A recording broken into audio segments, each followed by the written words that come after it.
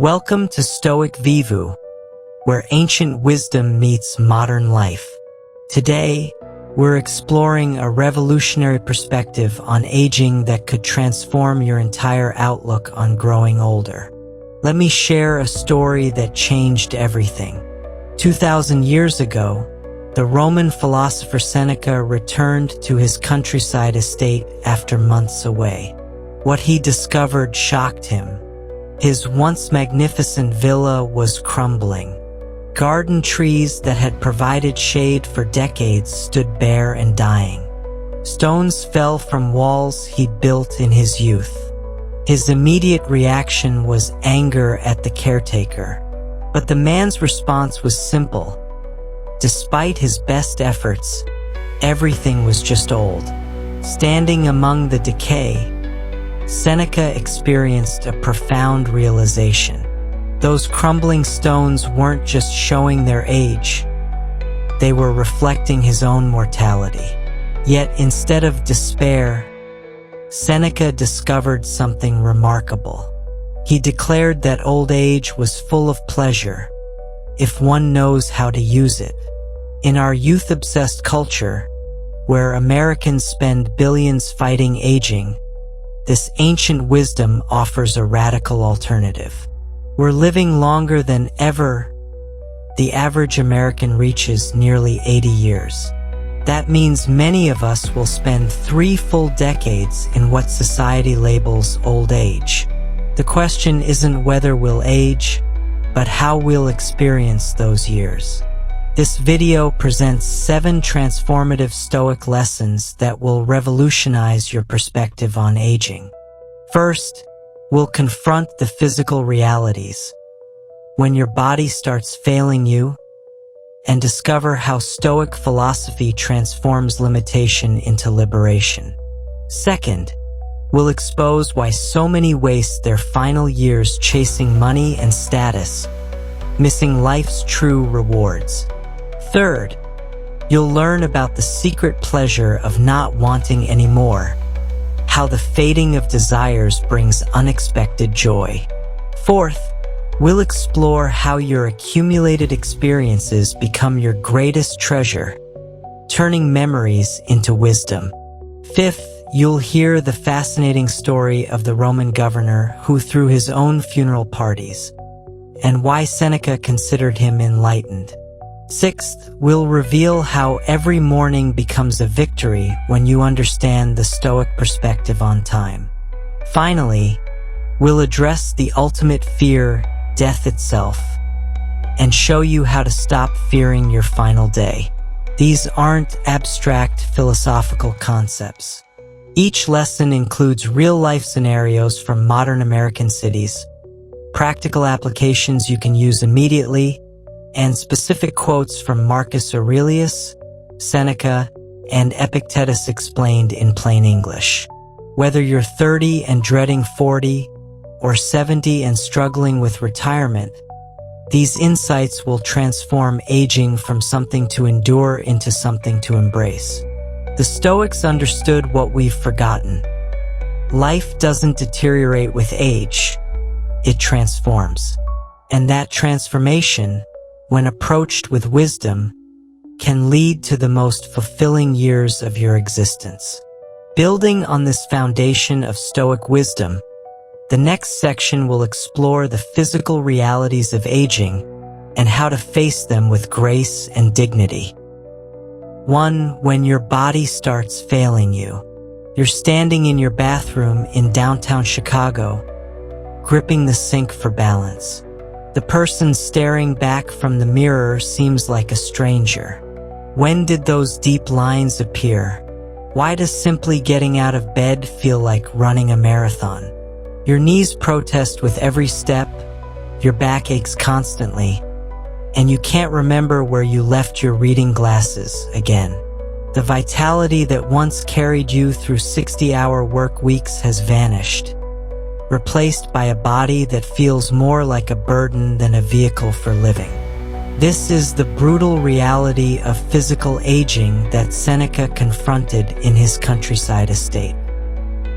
He wrote to Lucilius with stark honesty, Wherever I turn, I see evidence of my advancing years. But here's where Stoic wisdom diverges from modern despair. While we rage against our declining bodies with supplements, surgeries, and desperate attempts to reclaim youth, the Stoics offer a radically different approach. Marcus Aurelius, the philosopher-emperor who suffered from chronic pain throughout his life, provides our first key insight. In his personal journal, later published as Meditations, he wrote, "Do not despise death, but be well content with it, since this too is one of those things which nature wills." But he wasn't just talking about death. He was addressing the entire process of physical decline that precedes it.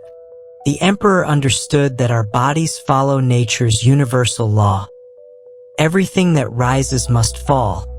Everything that grows must decay. Consider this modern reality. Sarah, a 68-year-old former marathon runner living in Chicago's Lincoln Park, discovered she could no longer run even a single block without gasping for breath. Her identity had been wrapped up in her physical prowess. She was the woman who completed 15 marathons, who taught spinning classes well into her 60s. Now, climbing the stairs to her second-floor apartment left her winded. The depression that followed wasn't just about losing abilities. It was about losing herself. But Sarah's story took a turn when she encountered Stoic philosophy through a chance conversation with a philosophy professor at a coffee shop. He introduced her to Epictetus's fundamental teaching. It's not things themselves that disturb us, but our judgments about those things. Sarah realized her suffering came not from her body's limitations, but from her resistance to accepting them. The Stoics teach us to distinguish between what's up to us and what's not up to us. Your body's aging process falls squarely in the category of things not up to us. Seneca explained it brilliantly. Every new thing excites the mind, but a mind that seeks truth turns from the new and superficial to the old and profound. This includes accepting our bodies as they are, not as we wish them to be. Here's the practical application that transformed Sarah's life. Instead of mourning what she couldn't do, she began each morning with what Marcus Aurelius called the view from above. She would mentally step outside herself and observe her situation objectively. Yes, she couldn't run marathons, but she could walk. She couldn't teach high-intensity spinning, but she could lead gentle yoga for seniors. She couldn't leap up the stairs, but she could climb them slowly, using each step as a moment of mindfulness. Marcus Aurelius, who ruled the Roman Empire while battling his own failing health, wrote, "Confine yourself to the present." This isn't just philosophical advice. It's practical guidance for dealing with physical decline. When we stop comparing our current bodies to our younger selves, when we stop projecting future deterioration, we can find peace in what we can do right now. The Stoics also understood something modern medicine is just beginning to grasp: the intimate connection between mind and body. Seneca observed, "The mind that is anxious about future events is miserable." When we accept our physical limitations without resistance, something remarkable happens. The energy we were spending on denial, anger, and fear becomes available for adaptation and even joy. Take Robert, a 72-year-old retired construction worker in Chicago's South Side. Arthritis had gnarled his hands that once swung hammers and lifted beams. Initially, he spent months in bitter frustration, staring at hands that could barely open a jar. But through practicing Stoic acceptance, he discovered those same hands could still hold his grandchildren, still pet his dog, still shake the hands of friends. As Seneca taught, we suffer more in imagination than in reality. The Stoics offer specific practices for dealing with physical decline. First, morning reflection. Upon waking, instead of cataloging your pains, acknowledge them without judgment.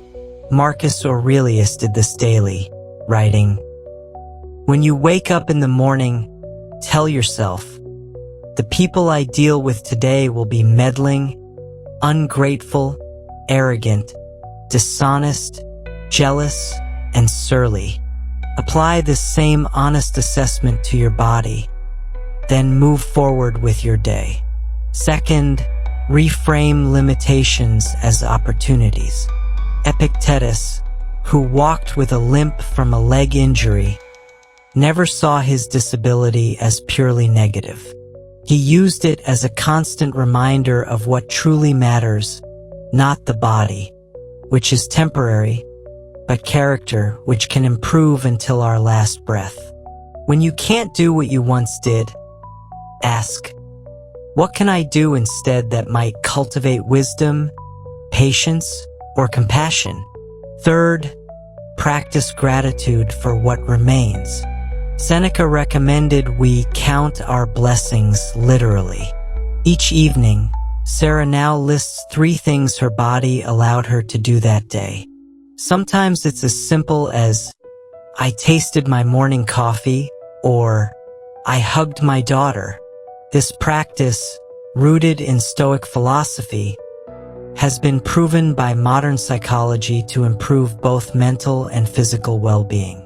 The ultimate Stoic teaching on physical decline comes from Marcus Aurelius.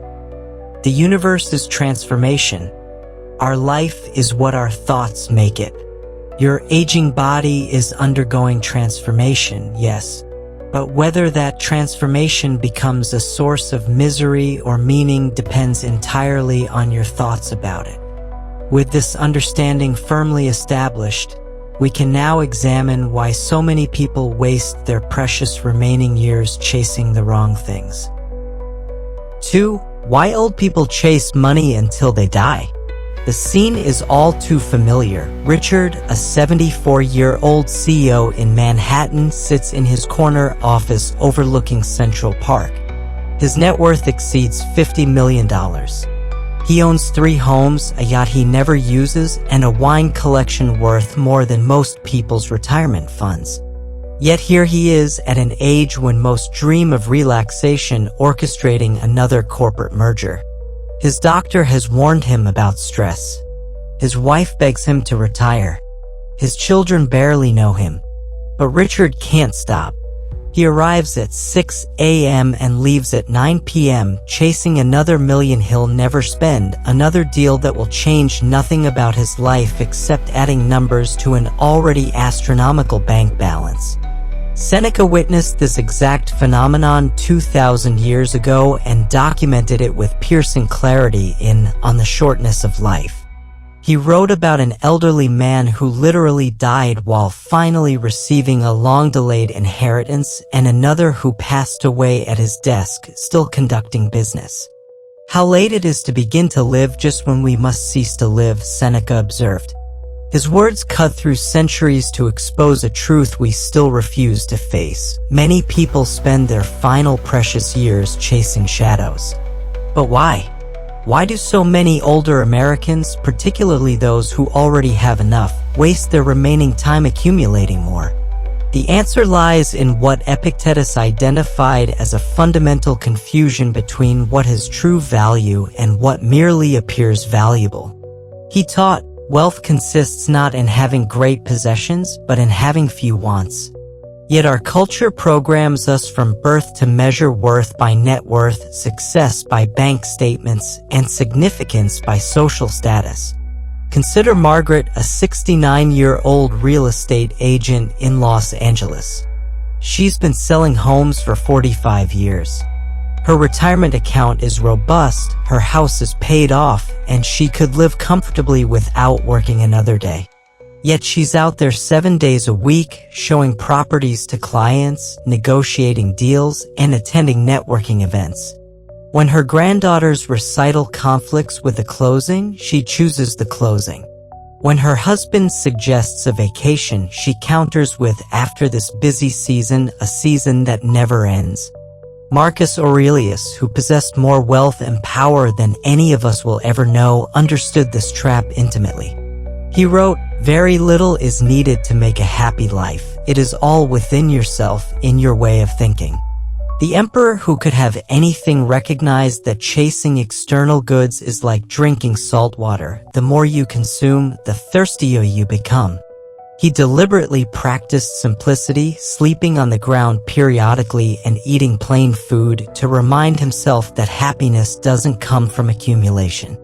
The Stoics identified this behavior as a form of slavery, not to a person, but to false beliefs about what matters.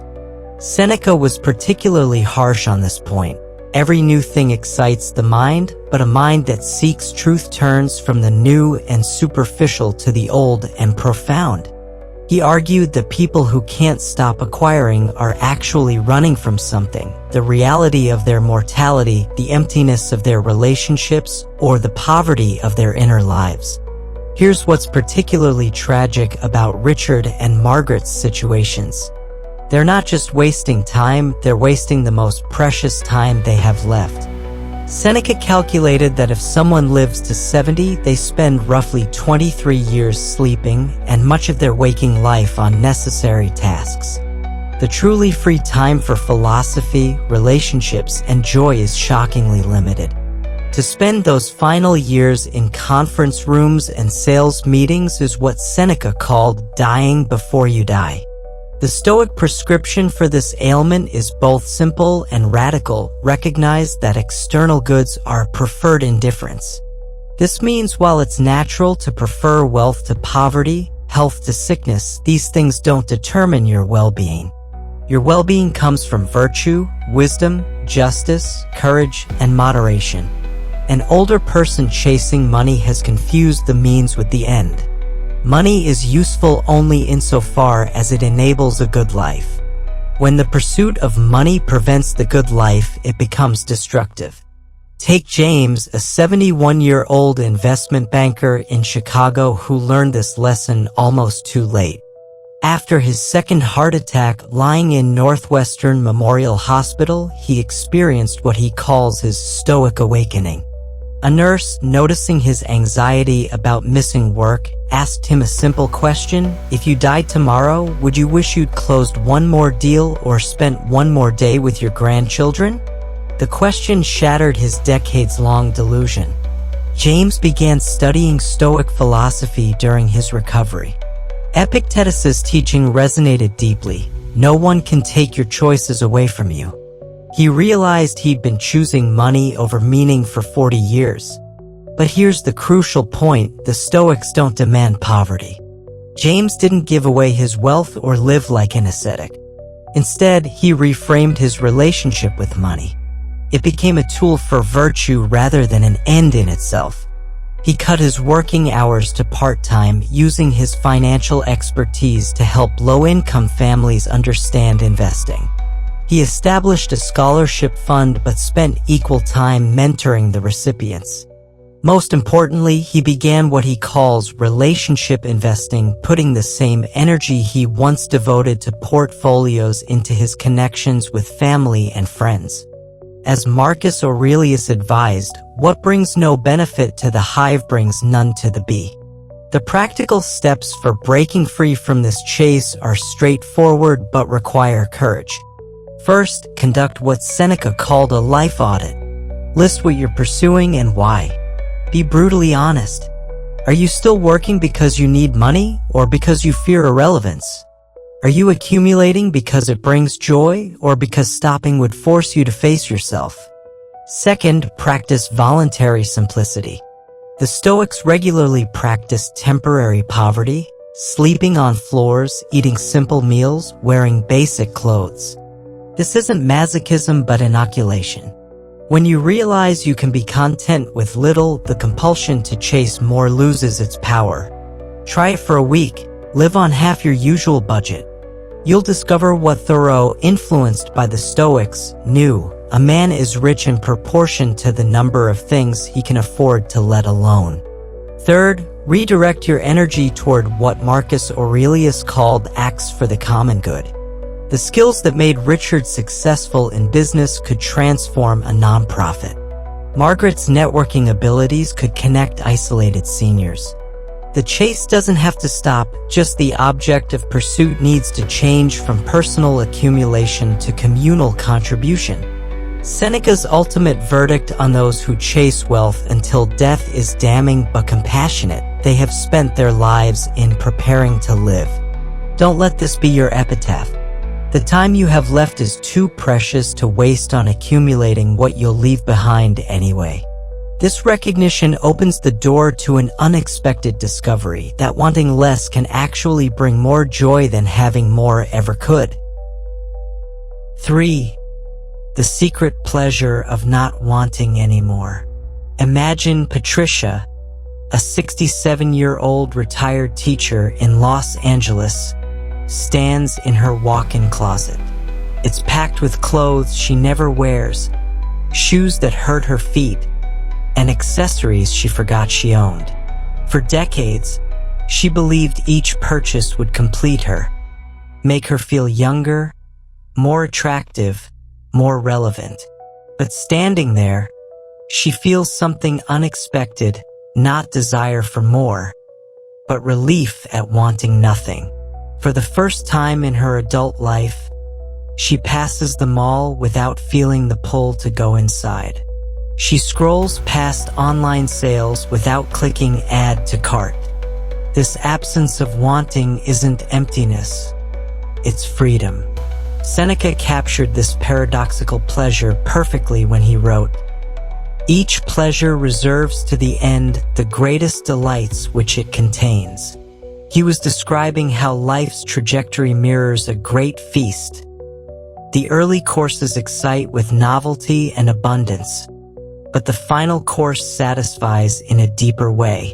The pleasure of old age isn't in acquiring new desires, but in transcending desire itself.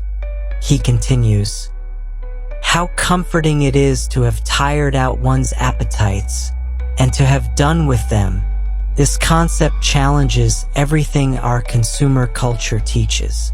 From birth, we're programmed to want the latest phone, the better car, the perfect relationship, the dream vacation. Marketing experts spend billions ensuring we never feel complete. But what happens when that programming starts to fade? What Seneca discovered, and what Patricia is experiencing, is that the diminishment of desire is itself a profound source of joy.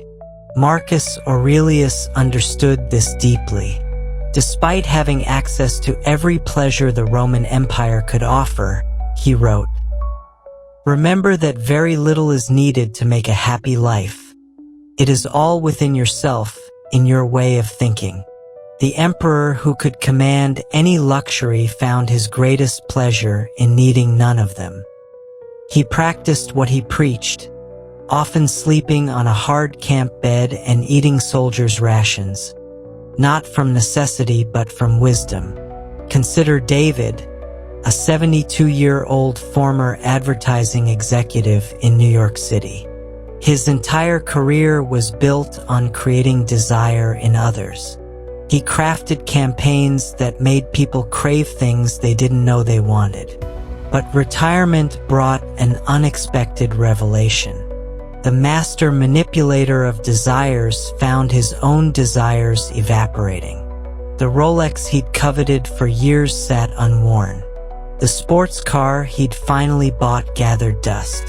The summer house in the Hamptons felt more like a burden than a blessing.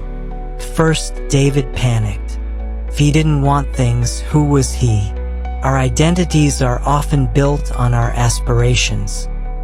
We are what we seek. But through encountering Stoic philosophy at a lecture at the New York Public Library, David discovered that losing desires wasn't losing himself but finding himself. Epictetus taught, Freedom is not procured by a full enjoyment of what is desired, but by controlling the desire. David realized he'd spent 70 years in chains he'd forged himself, link by link, desire by desire. The Stoics understood that desires multiply exponentially. Satisfy one, and two more appear. Seneca observed, "Every man is in bondage to fear who depends upon chance for his happiness." When our well-being depends on getting what we want, we become slaves to circumstance. But when wanting itself fades, we achieve what the Stoics called autarkia, self-sufficiency. We become complete in ourselves. This doesn't mean becoming emotionless or indifferent. Patricia still enjoys her morning coffee, her garden, and her grandchildren's laughter. But she enjoys them without the desperate edge of need. She's moved from what Buddhists call grasping to what Stoics call preferred indifference. Things we naturally prefer but don't require for well-being. The coffee is pleasant but not necessary. The garden is beautiful but not essential. The grandchildren bring joy but not completion. Here's where it gets practical. Jennifer, a 68-year-old former fashion buyer in Miami, discovered specific practices for cultivating this freedom from desire. First, she practiced what Seneca called voluntary discomfort. Once a week, she'd eat only simple foods, wear her oldest clothes, and abstain from entertainment. Not as punishment, but as revelation. She discovered that her happiness barely flickered. The designer labels and gourmet meals had been ornaments on an already complete life. Second, she implemented Marcus Aurelius's morning reflection. When you arise in the morning, think of what a precious privilege it is to be alive, to breathe, to think, to enjoy, to love. Notice what's absent from this list. No mention of acquiring, achieving, or accumulating. The privilege is in being, not having. Jennifer started each day listing what she already possessed, not what she wanted to obtain. The list was always longer than she expected. Third, she practiced what Epictetus called the discipline of desire. Whenever she felt a want arising, she'd pause and ask, "Will satisfying this desire make me more virtuous? Will it increase my wisdom, justice, courage, or moderation?" If not, she'd let it pass like a cloud across the sky. Not suppressing it, not judging it, just observing it dissolve. The wants that survived this filter were few but meaningful. The neuroscience behind this is fascinating. Research shows that our dopamine response to rewards decreases with age. What frustrates younger people actually liberates older ones. The chemical addiction to novelty and acquisition naturally weakens. The Stoics intuited what science now proves. Aging brings a biological foundation for wisdom. We're literally programmed to find more satisfaction in being than in getting as we age. But here's the crucial insight. This pleasure in not wanting isn't passive resignation. It's active appreciation. When you stop chasing the next thing, you finally see what's in front of you. Patricia now spends hours in her garden, not planning new additions but marveling at what's already growing. David volunteers at a literacy center, finding more satisfaction in giving knowledge than he ever found in gaining possessions. Jennifer mentors young fashion designers, sharing wisdom rather than accumulating a wardrobe. Seneca's metaphor of standing on the edge of the roof is perfect here. When you're balanced on a precipice, you don't burden yourself with baggage. You appreciate the view, feel the wind, and experience the profound pleasure of needing nothing more than this moment. The young climb mountains to plant flags. The old stand on the peaks to watch sunsets. The practical transformation is remarkable. Without the constant itch of desire, sleep comes easier. Without the stress of acquisition, health improves. Without the comparison game, relationships deepen. As Marcus Aurelius wrote, "The happiness of your life depends upon the quality of your thoughts." When thoughts shift from wanting to appreciating, life transforms. This secret pleasure of not wanting anymore isn't about deprivation. It's about completion. It's the difference between a hungry ghost, forever eating but never satisfied, and a person who pushes back from the table with a contented sigh. The young feast on possibilities. The old savor actualities. And in that savoring lies a pleasure more profound than any purchase could provide. This newfound peace opens space for something even more valuable, the treasure of accumulated experience. For your past life is your greatest treasure. Consider this. Michael, a 75-year-old Vietnam veteran in Boston, sits in his small apartment surrounded by photo albums nobody wants to see. His children roll their eyes when he starts another story about his service days. His grandchildren fidget impatiently when he describes life before smartphones. Society tells him his memories are boring, irrelevant, and outdated. But Michael knows something they don't. Those accumulated experiences aren't just old stories. They're treasures more valuable than any inheritance he could leave behind. Seneca understood this profoundly when he wrote to Lucilius, "Life is long if you know how to use it." But he wasn't talking about the future. He was talking about the past we carry with us. Every experience, every triumph, every failure, every moment of joy or sorrow becomes part of an inner wealth that can never be stolen, taxed, or devalued. While the young must imagine wisdom, the old possess it through lived experience. The Stoics had a unique perspective on memory and experience. Unlike philosophies that advocate living purely in the present, Stoicism recognizes the past as a training ground for virtue. Marcus Aurelius frequently reflected on his past, not with nostalgia but with the eye of a student. He wrote, "Everything we hear is an opinion, not a fact. Everything we see is perspective, not truth. But through accumulating decades of opinions and perspectives, we approach closer to the truth than any single moment could provide." Take Barbara, a 69-year-old former nurse in Chicago who worked the emergency room for 40 years. She's seen humanity at its worst and finest, gang members crying for their mothers, executives humbled by heart attacks, homeless people showing more grace than millionaires. Each 12-hour shift added another layer to her understanding of human nature. Now retired, she realizes those experiences transformed her into something invaluable. A person who truly understands suffering and resilience. But here's where most people get it wrong. They treat their past like a photo album, something to flip through occasionally with sighs of nostalgia. The Stoics saw it differently. Your past is not a museum. It's a library.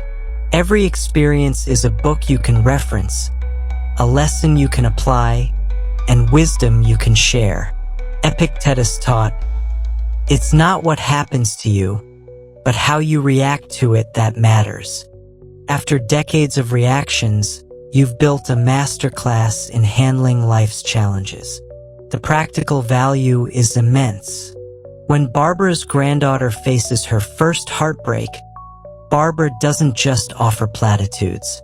She draws from her reservoir of witnessing thousands of people in crisis. She knows the exact tone that comforts, the precise words that heal, the perfect balance between sympathy and strength.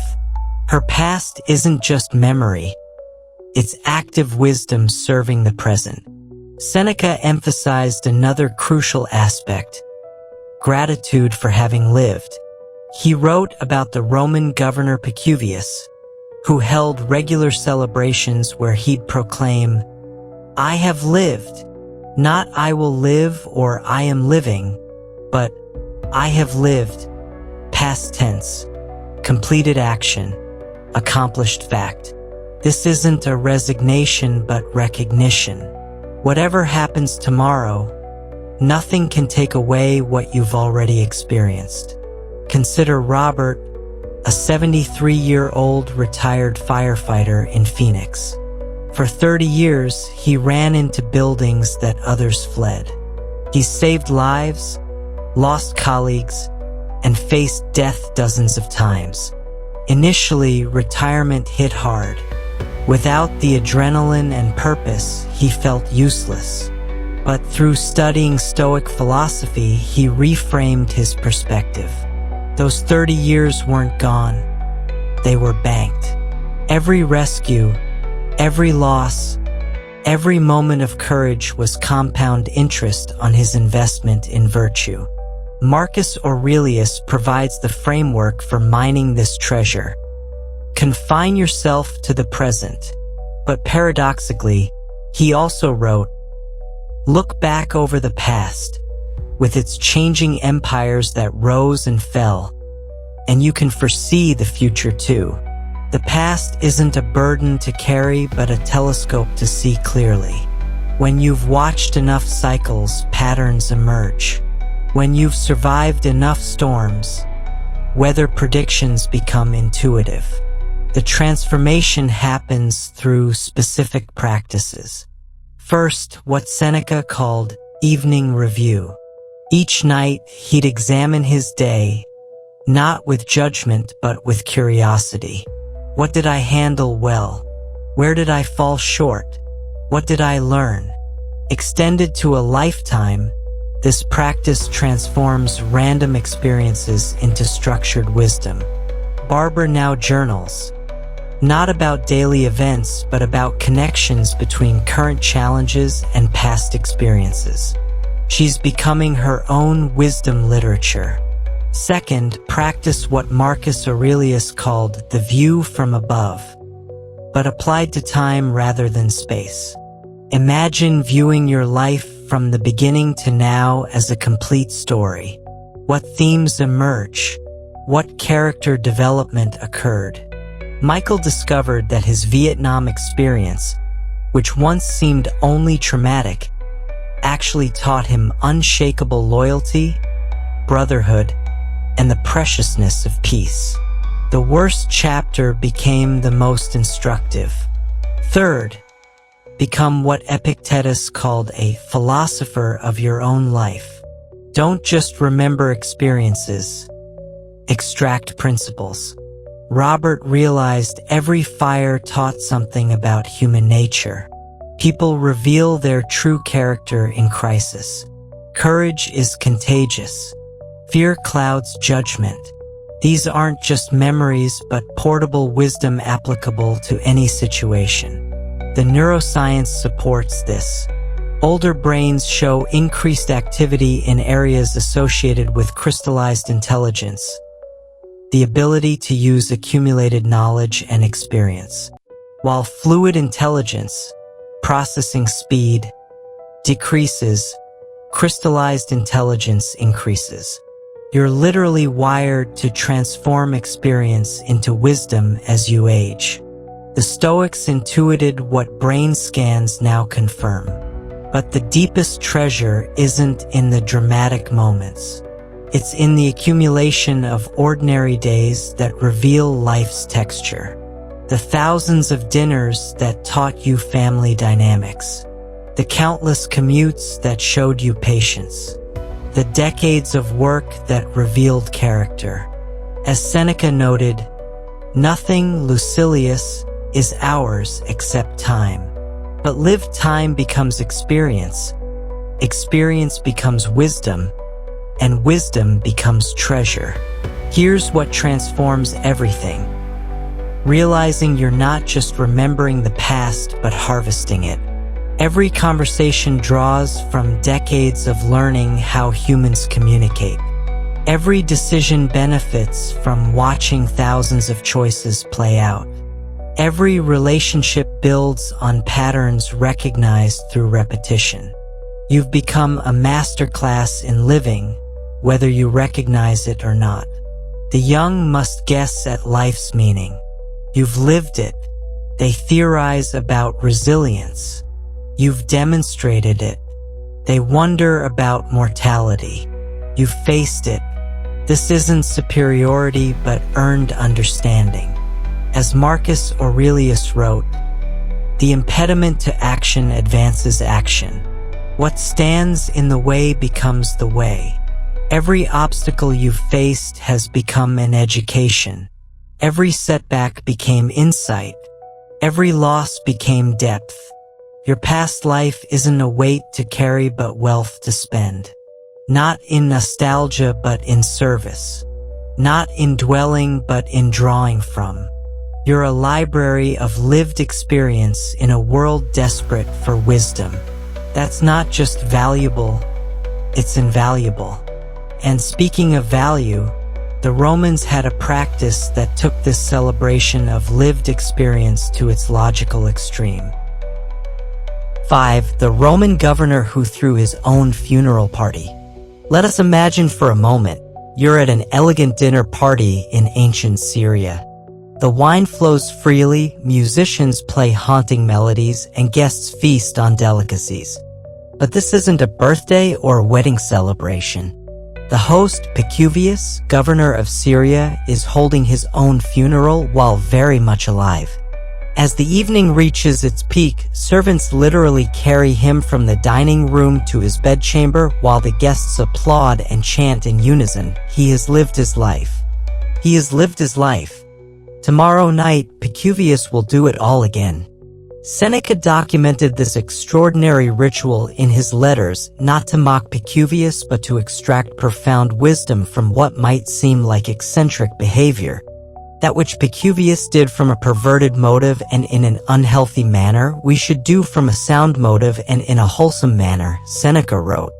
The governor had stumbled upon a transformative practice, celebrating life while you still have it, not waiting for others to celebrate it after you're gone. Think about the absurdity we accept as normal. We save our best words for eulogies. We gather to celebrate lives only after they've ended. We express our love and appreciation when the recipient can no longer hear it. Epictetus flipped this script entirely. Why wait for death to acknowledge a life well lived? Why postpone the celebration until the celebration becomes impossible?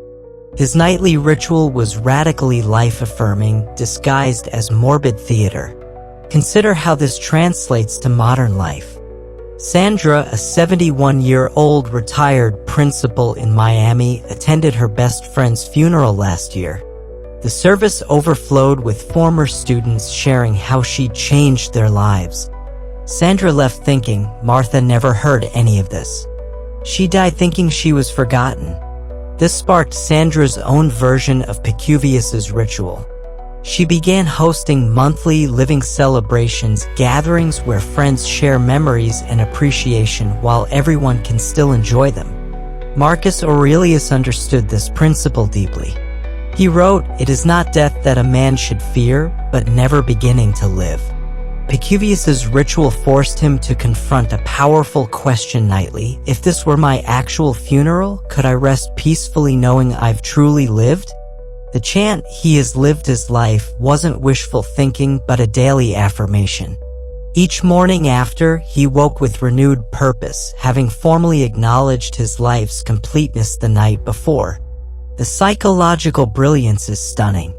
By rehearsing his funeral, Epictetus inoculated himself against death anxiety. Epictetus taught, what is terrible is not death but the fear of death. When you celebrate your own funeral nightly, death loses its sting. It becomes familiar, even friendly. You've already experienced the gathering, heard the music, and felt the transition. The unknown becomes known. The feared becomes practiced. Take Thomas, a 68-year-old jazz musician in New Orleans who learned about Epictetus through a philosophy podcast. Inspired, he created his own ritual. Every Sunday evening, he plays what he calls his farewell concert in his living room. Friends gather, he performs pieces that define his life's work, and they toast to a life fully played.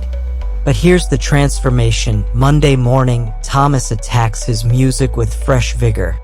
Having completed his life Sunday night, Monday becomes a pure bonus. Seneca extracted the deeper principle, let us so order our lives as if we had come to the end, let us postpone nothing, let us balance life's account every day. Epictetus's funeral parties were daily life audits. Can I lie down tonight satisfied with how I've lived? Not how I might live tomorrow, but how I have lived until now. This shifts everything from future-focused anxiety to present-focused satisfaction. The Stoics called this premeditatio malorum, the premeditation of evils. But Epictetus added a twist.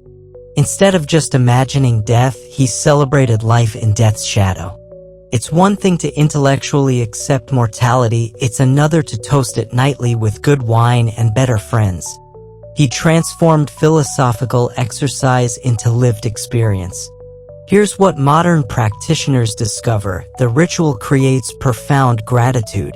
When Sandra's friends share memories at her living celebrations, she doesn't just hear stories, she relives forgotten moments. The time she helped a struggling student who became a doctor. The teacher she mentored who now runs a school. The small kindnesses that rippled into large impacts. As Marcus Aurelius noted, what we do now echoes in eternity. Epictetus's ritual lets you hear those echoes while alive. But the practice goes deeper than gratitude. It fundamentally reframes time. Most people see life as a resource they're spending, constantly checking the balance with anxiety. Epictetus saw life as a gift already received. The chant wasn't, he will live his life, or he is living his life, but he has lived his life, past tense, mission accomplished. This temporal shift is revolutionary. You stop living towards something and start living from something. Consider Maria, a 70-year-old chef in Los Angeles who adapted the ritual. Every Friday, she cooks what she calls her Last Supper, not morbidly but celebratorily. She prepares dishes that tell her life story. The tamales her grandmother taught her. The French techniques from culinary school. The fusion innovations from her restaurant years. Friends gather, eat, and share stories. But here's the key: Saturday morning, she experiments with new recipes. Having completed her culinary life Friday night, Saturday becomes a pure creative playground. The practical steps are surprisingly simple. First, choose your ritual. It doesn't require Epictetus's elaborate staging. Thomas plays music. Sandra hosts gatherings. Maria cooks meals. The form matters less than the function, regularly acknowledging your life as complete. Second, involve others. Epictetus understood that celebration requires community. His servants' chanting created a collective acknowledgement. Your ritual should include witnesses to your life's value. Third, make it regular. Epictetus did this nightly, which might seem excessive. But regularity matters more than frequency. Weekly, monthly, or quarterly, pick a rhythm that makes the practice sustainable. The goal isn't morbid obsession but life-affirming habit. Fourth, focus on completion, not perfection. The chant isn't "he has lived a perfect life," but simply "he has lived his life." Acknowledge the life you've actually lived, not the one you wished you'd lived. Seneca's conclusion about Epictetus is worth memorizing. Every new dawn that breaks should be regarded by you as your last day's sun, then each unexpected hour will seem a welcome gift. When you've already celebrated your life's completion, every additional moment becomes grace. Not grace you must earn, but grace freely given. Not the time you must optimize, but the time you can simply enjoy. The paradox is beautiful. By accepting life as complete, you become more alive. By celebrating the end, you enhance the present. By throwing your own funeral, you resurrect daily. As Epictetus taught, I cannot escape death, but at least I can escape the fear of it. Epictetus went further. He transformed fear into festivity. And in doing so, he discovered the secret that every morning after your own funeral is a resurrection worth celebrating. 6. Every morning you wake up is a victory. You're lying in bed in your Seattle apartment, and the first sensation isn't pain but surprise. You're still here. After 73 years, after that cancer scare, after losing friends who seemed healthier than you, you're still opening your eyes to another dawn. Your joints might creak, your back might ache, but the fundamental miracle remains: you woke up. What most people take for granted has become, for you, a daily victory worth celebrating. Seneca captured this perfectly when he wrote, "Every new thing excites the mind, but a mind that seeks truth turns from the new and superficial to the old and profound." What's more profound than the simple act of waking? Yet we treat it as mundane until we reach an age where we know people who didn't get that privilege. Seneca continued with life-changing wisdom that man is happiest and is secure in his own possession of himself, who can await the morrow without apprehension. When a man has said, "I have lived," every morning he arises, he receives a bonus. This concept of mourning as a bonus rather than a burden revolutionizes aging. Frank, a 76-year-old retired Boeing engineer in Seattle, learned this through brutal experience. His wife died 3 years ago. His best friend followed 6 months later. Depression hit hard. Mornings became enemies, reminders of another day to endure alone. But discovering Stoic philosophy through a grief support group changed everything. He learned to reframe each dawn not as another day without his wife, but as another day added to the life they shared. Marcus Aurelius, who faced his own mortality daily as emperor during plague and war, developed a morning practice that transforms perspective. He wrote, "When you arise in the morning, think of what a precious privilege it is to be alive, to breathe, to think, to enjoy, to love." Notice the progression. It starts with the basic, breathing, and builds to the profound, loving. Each morning offers not just biological function but the full spectrum of human experience. The mathematics of mortality makes this wisdom urgent. If you're 70 years old, actuarial tables give you roughly 5,000 more mornings. That sounds like many until you realize you've already lived through 25,000. You're not at the beginning or middle of your morning count. You're in the final chapters. This isn't depressing, it's clarifying. When resources are limited, they become precious. When mornings are numbered, they become victories. Consider Eleanor, a 72-year-old former teacher in Portland who practices what she calls victory mornings. Before getting out of bed, she performs a simple ritual. First, she notices she's alive, not assumed but acknowledged. Second, she identifies 3 specific things she can still do: see the sunrise, hear the birds, and move her body. Third, she declares quietly, "I have lived, and today is my bonus." This takes less than 2 minutes but reframes her entire day. Epictetus provides the philosophical framework. When a man has said, "I have lived," every morning he arises, he receives a bonus. But what does it mean to have lived? It doesn't mean your life is over. It means your life is complete as is. If you died in your sleep, you wouldn't have missed anything essential. You've loved, lost, learned, and contributed. The foundation is built.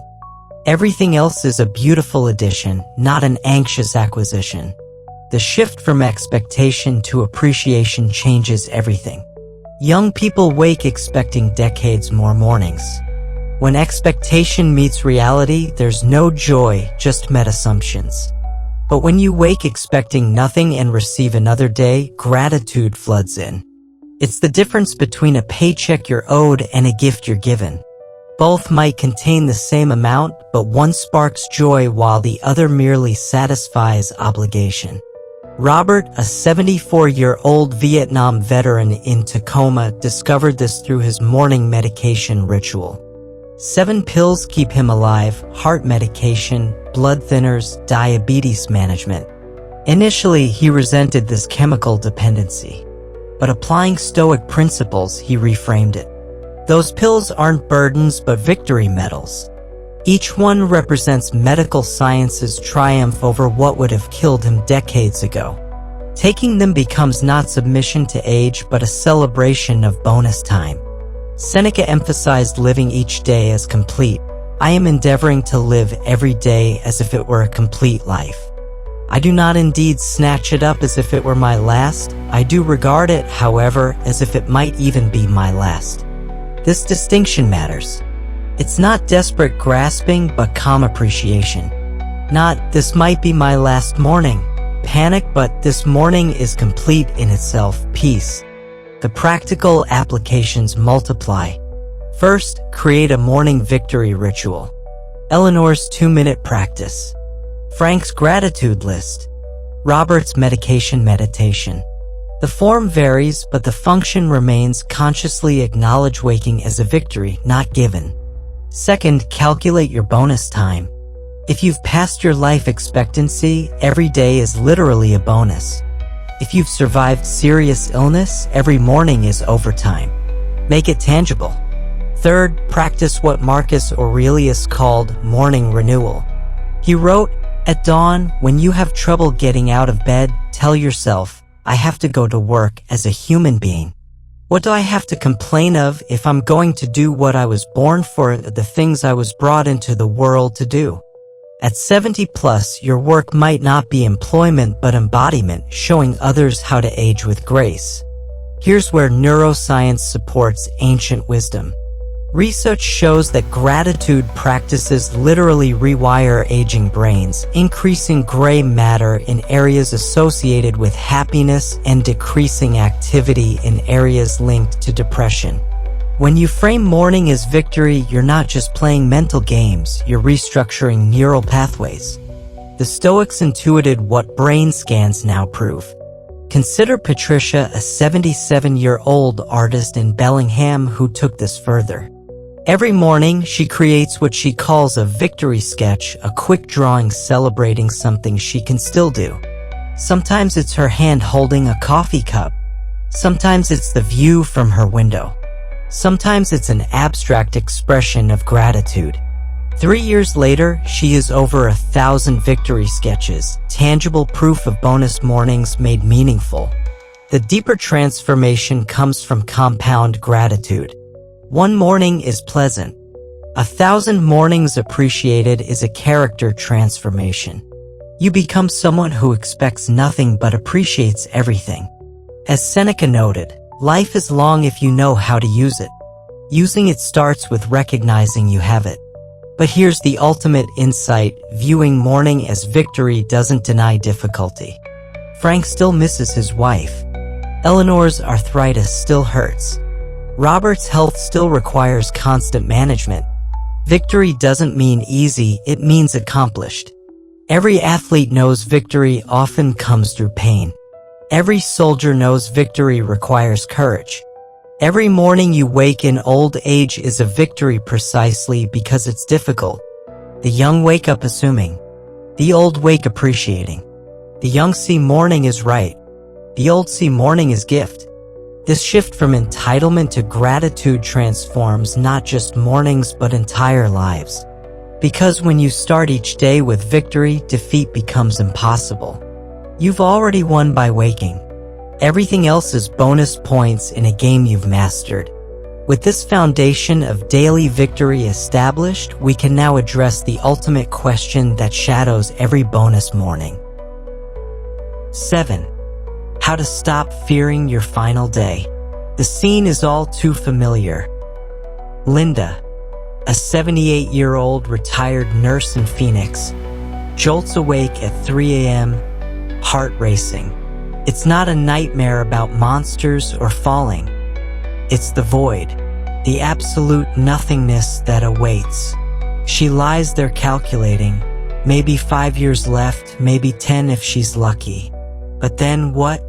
The darkness presses in, making sleep impossible.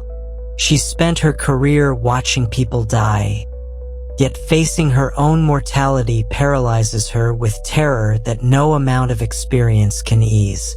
Seneca faced this same terror and conquered it through Stoic wisdom.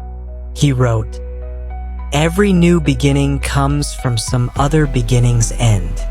But his most powerful teaching on death comes from his letter to Lucilius. Dying well means dying gladly, not seeking death, not pursuing it, but accepting it with the same grace we accept sleep at the end of a long day. He proclaimed, "I am ready to depart," and this readiness transformed his final years from anxiety to peace. The fear of death is perhaps humanity's most universal terror. But the Stoics discovered something remarkable. The fear itself causes more suffering than death ever could. Epictetus taught, "I cannot escape death, but at least I can escape the fear of it." This isn't denial or false bravery. It's a fundamental reframing of what death means and why we fear it. The Stoics argued we don't actually fear death. We fear the unknown, the loss of control, the end of our story. Consider James, a 75-year-old hospice volunteer in Phoenix who found peace through serving the dying. For 10 years, he's sat with people in their final days. He's noticed something profound. Those who fight death suffer terribly, while those who accept it often die peacefully, sometimes even joyfully. One patient, Margaret, told him, "I'm not afraid of being dead. I'm afraid of the dying part." This distinction changed everything for James. Marcus Aurelius, who faced death daily as emperor during plague times, developed a practice that transforms fear into acceptance. He wrote, "It is not death that a man should fear, but never beginning to live." Every morning, he would contemplate his mortality not morbidly but practically. "You could leave life right now," he reminded himself. "Let that determine what you do and say and think." This wasn't paranoia but preparation. By befriending death daily, it lost its power to terrorize. The practical approach starts with understanding what we actually fear. Linda's 3 a.m. terror wasn't really about non-existence. After all, she didn't exist for billions of years before birth without suffering. The fear comes from 3 sources: leaving loved ones behind, unfinished business, and the dying process itself. Stoicism addresses each systematically. For leaving loved ones, Seneca offers perspective. Every living thing must die, but not everything that dies must be mourned as tragedy.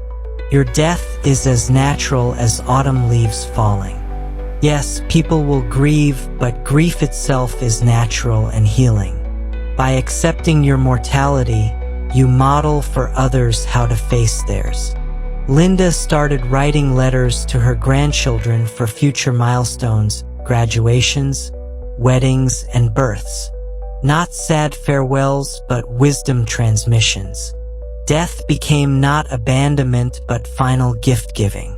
For unfinished business, Marcus Aurelius is clear: confine yourself to the present. The only business that matters is today's business. Tomorrow's projects are illusions. Yesterday's regrets are ghosts. When you live each day completely, as we discussed earlier, death finds no unfinished business because you weren't living for tomorrow anyway. You were living for today, and today is always complete. For the dying process, Epictetus provides comfort through logic. What is terrible is not death, but the fear of death. Physical discomfort in dying is often less than many illnesses people survive. Modern palliative care can manage most pain. What makes dying terrible is the mental anguish we add. James learned from his hospice work that peaceful deaths share one characteristic: acceptance. The body knows how to die. It's the mind that creates suffering through resistance. Here's where Stoic practice becomes transformative. First, try Seneca's evening reflection. Let us go to sleep with joy and gladness. Let us say, I have lived. Every night becomes a micro-death. Every morning a micro-resurrection. You're rehearsing the final act nightly, making it familiar rather than foreign. Linda now ends each day listing what she's grateful for, then sleeps as if it were her last night, peacefully, completely without clinging. Second, practice what Marcus Aurelius called decomposition meditation. Not morbidly dwelling on decay, but honestly acknowledging physical reality. Your body is borrowed matter that must be returned. The atoms comprising you existed before you and will exist after. You're not being destroyed but transformed. As Marcus wrote, what we cannot bear removes us from life. What lasts can be born. Death, by definition, doesn't last. It's a transition, not a destination. Third, embrace what Epictetus called the discipline of desire. Stop desiring immortality. It's like desiring to be taller or younger. Desire only what's possible, dying well. This means dying without bitterness, without clinging, without making others' grief worse through your fear. James now volunteers in hospice specifically to practice being comfortable around death. Familiarity breeds not contempt but calm. Neuroscience is fascinating. Studies show that contemplating mortality actually decreases death anxiety over time. The amygdala's fear response literally shrinks with repeated exposure. Monks who meditate on death show less stress response to mortality reminders than control groups. The Stoics discovered through philosophy what science proves through brain scans. Befriending death diffuses its terror. Consider Tom, a 79-year-old writer in Scottsdale who transformed his death anxiety into creative fuel. Inspired by Stoic teachings, he started what he calls his mortality project. Every day, he writes one page about death, sometimes philosophical reflections, sometimes practical preparations, sometimes letters to loved ones. 3 years later, he's filled 7 notebooks. But here's the transformation. Writing about death daily has made him more alive. Knowing time is limited makes every sentence precious. Seneca's ultimate teaching on death is this: we must make ready for death before we make ready for life.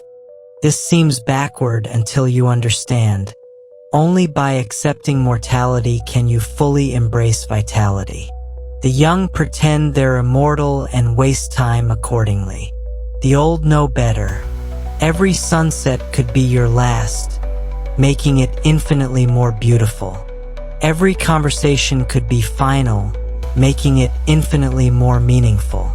The practical transformation is profound.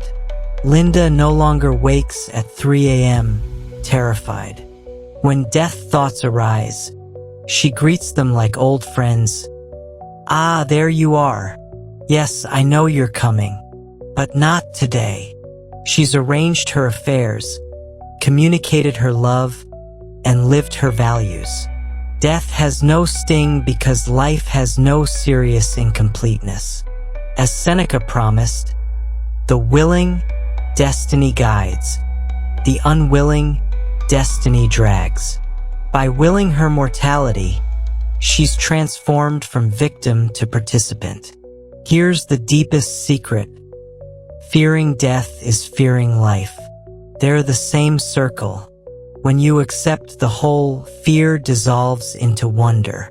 You stop asking, "Why must I die?" and start marveling, "How amazing that I lived." This isn't a resignation but recognition. Not defeat but completion. As Marcus Aurelius wrote in his final days, "Death smiles at us all. All we can do is smile back. And in that smile lies freedom from humanity's greatest fear." With this understanding, we can now bring together all 7 lessons into a unified philosophy of joyful aging. As we reflect on the timeless wisdom of Stoic philosophy, it becomes clear that the journey of aging is not one marked by decline, but rather by transformation and growth.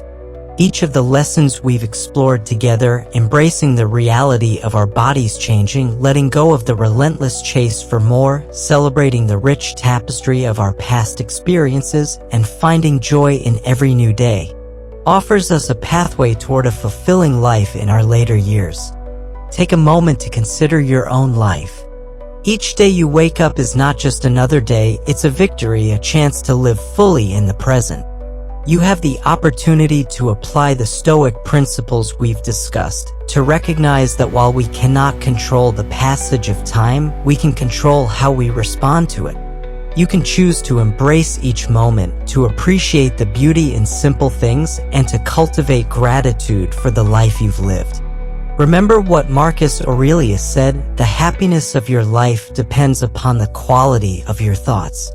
As you move forward, let those thoughts be filled with appreciation for your journey. You have faced challenges and overcome obstacles, and each of those experiences has shaped who you are today. Now, I invite you to take action. Reflect on your own life and identify one small way you can apply Stoic wisdom today. Perhaps it's writing a letter to a loved one expressing your appreciation for them, or maybe it's setting aside time to simply enjoy a moment of peace and tranquility. Whatever it is, make it a priority. If you found value in these insights, I encourage you to subscribe to the Stoic Viva channel. Join our community dedicated to exploring the practical applications of Stoic philosophy in modern life. Like this video and share it with friends and family who could benefit from these teachings. Together, we can create a ripple effect of wisdom and understanding, helping others to embrace the journey of aging with grace and joy. Your best days might still be ahead of you. Each morning is a reminder that you have the power to shape your narrative, to transform fear into acceptance, and to celebrate the extraordinary gift of life. So, let go of the past, embrace the present, and step boldly into the future. Thank you for joining us on this journey through Stoic philosophy. Together, let's navigate the art of living fully, no matter our age.